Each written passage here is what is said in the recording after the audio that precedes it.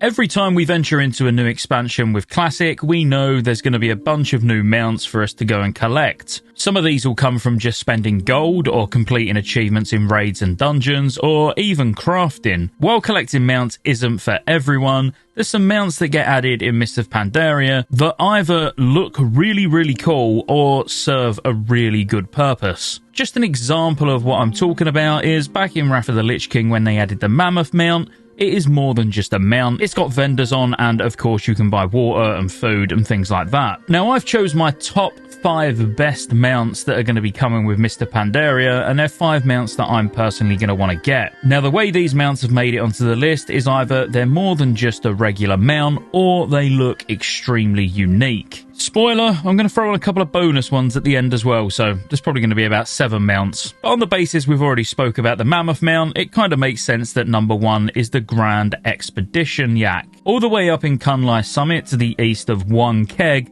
you'll be able to find an NPC called Mr. Uncle Big Pocket. He only sells a few things, and all of these are mounts. You've got the Reins of the Grey Riding Yak, the Reins of the Blonde Riding Yak, and most importantly, Reins of the Grand Expedition Yak. Now the reason this absolutely had to make it onto the list is because one thing doesn't go away in Mists of Pandaria, and that's the ability to be able to reforge. This is basically a direct upgrade from the Mammoth mount if you bought it in Wrath of the Lich King. The only difference is this bad boy is going to set you back 120,000 gold before any sort of vendor discounts. But as I've already alluded to, the reason it's absolutely worth it is because on one side of the mount you can repair, and on the other side of the mount you can actually reforge. Now this is kind of huge because I'm sure there's been many times where, for example, in a dungeon where you want less hit and you just want to be able to pump your way through, you could reforge away some of that hit. But normally you've probably got into the dungeon before you actually thought, oh damn, I could have actually reforged. Well, now you can just quickly mount up, reforge,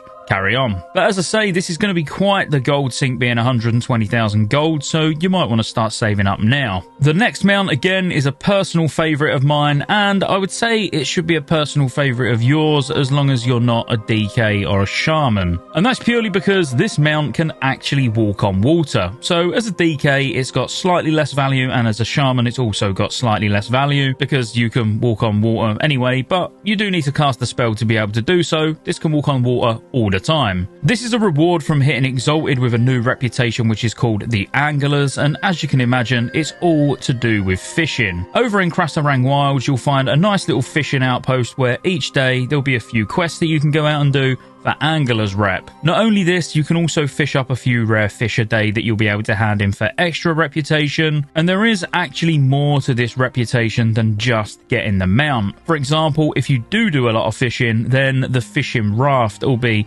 something that's particularly good for you as well, and this comes in at Revered. But on the basis this video is all about mounts, we don't really care about any of the other rewards at the moment. But the mount is called Reins of the Azure Water Strider, and this can travel over water at all times without having to cast a spell. It's also quite unique looking with a special animation, so it kind of fits both categories. One, I said some of these mounts are going to have unique abilities like this, the ability to travel across water, but also it's got a unique appearance as well. The Angler's rep is definitely one that I'm going to be working on getting Exalted with as soon as possible, just purely because this mount really does add a lot of value. Next up's a mount that's crafted with a profession. Now actually this wasn't added until the last patch of Mists of Pandaria originally, but there's absolutely no reason that it shouldn't be added straight away from the beginning this time around. And the reason for that is this actually comes from engineering, and it will take 30 days to be able to craft it. Because when this mount was added, there was a few other bits that was added to engineering at the same time, which basically come from a manual that you could loot in the open world. And one of the items that you'd learn to craft is Jard's Peculiar Energy Source. Now to craft one of these mounts, it takes 30 of these. And as I've already said, it's got a daily cooldown, so it's going to take a month to be able to make one of these mounts anyway.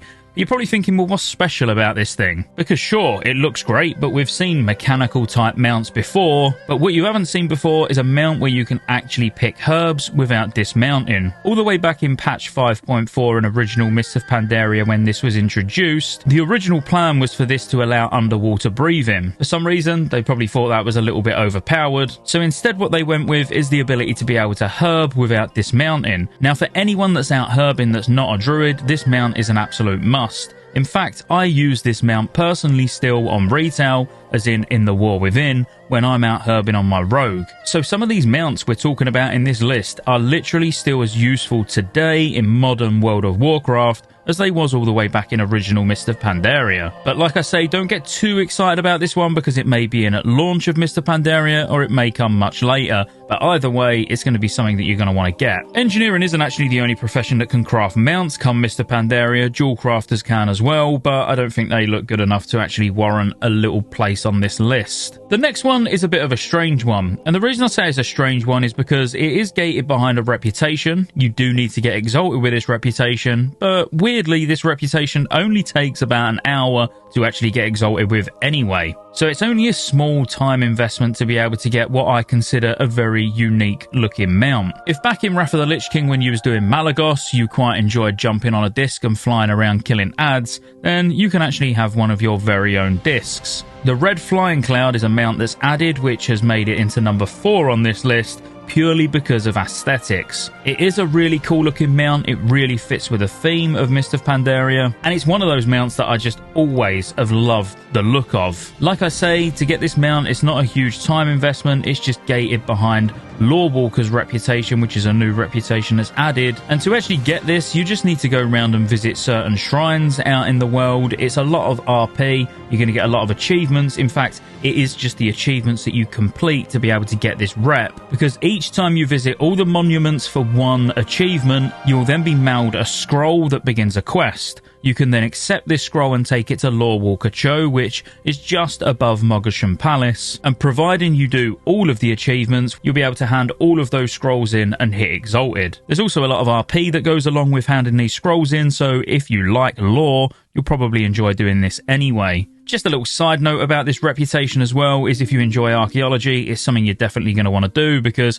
you can actually swap where your dig sites are in the world. You can turn all your dig sites into one specific type of dig site, and you can even get an item where you can teleport straight to a randomly active dig site as well. So you're definitely going to do the reputation to get the mount just because it looks cool, but also if you plan on doing archaeology to get the new rares that are available, then this is going to go hand in hand. Like I say, not a particularly long and mundane task, but a cool mount either way. The last mount, or I should say mounts, that is actually made it into the top 5 are the Panda and Phoenix mounts. Now these do look quite unique, don't get me wrong, and they've even got a cool animation that you can see when you're flying around, but the reason these have got to make it on the list is purely because they're a limited time mount. So these come from the new types of dungeons called challenge modes, where you have to beat a timer to be able to get either bronze, silver or gold.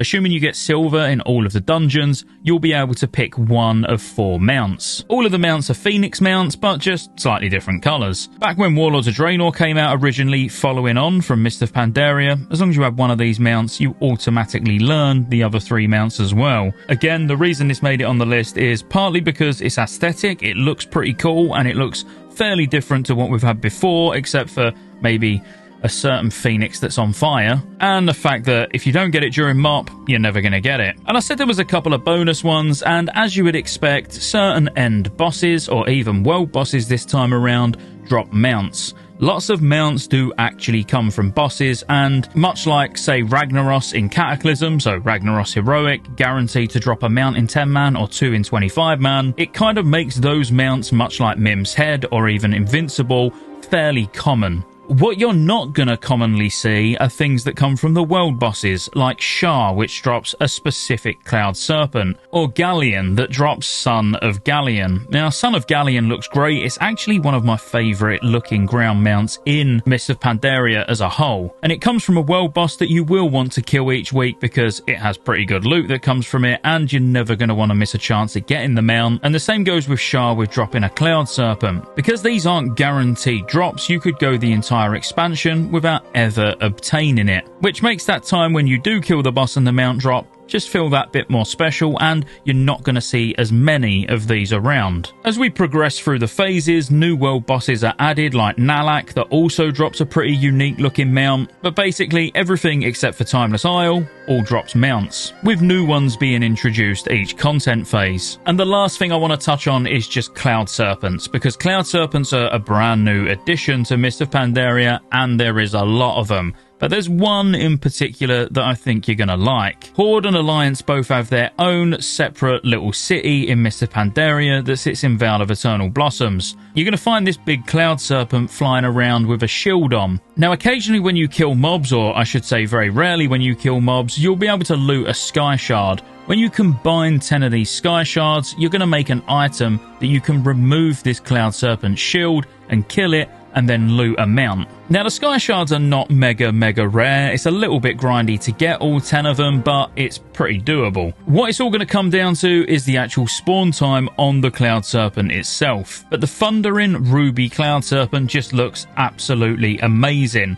Now, Alani is not exactly a challenge to kill, but the mount itself is just a little mini model of Alani. The reason I wanted to touch on cloud serpents though is because you can get them from all over the place. When you get exalted with August Celestials, which by the way, to even use the mount from Alani, you need to be exalted with August Celestials. A guild achievement for clearing tier 14 content rewards it. Most of the dungeon and raid achievement rewards are different types of cloud serpents. So cloud serpents are not going to be rare, but they're new, they're unique to MoP, and that's probably the rarest one, I would say, outside of the ones that drop from world bosses like Shah. I suppose when I say rare, take that with a pinch of salt, because again, if Alani is spawning every 5 minutes, everyone's going to have one. But that's it. In terms of top 5, that would be the Azure Water Strider, the Red Flying Cloud, the Sky Golem, the Grand Expedition Yak, and the Panda and Phoenixes. The other ones I just wanted to throw in as a bonus because they're mounts that I'm going to go for and they're pretty cool. But let's be honest, all the mounts in Mists of Pandaria are pretty cool. So if you enjoyed the video, as always, be sure to like and subscribe. If you're currently playing Classic Fresh or even playing Cataclysm or any version of WoW and you want the fastest way to level, then be sure to check out Rested XP in the pinned comment in the description where you can pick up a leveling guide. If you use code Scottejaye Fresh at checkout, you get 15% off. It is an affiliate link, so any guides bought go towards supporting the channel, so thanks in advance for that, and I will see you on the next one.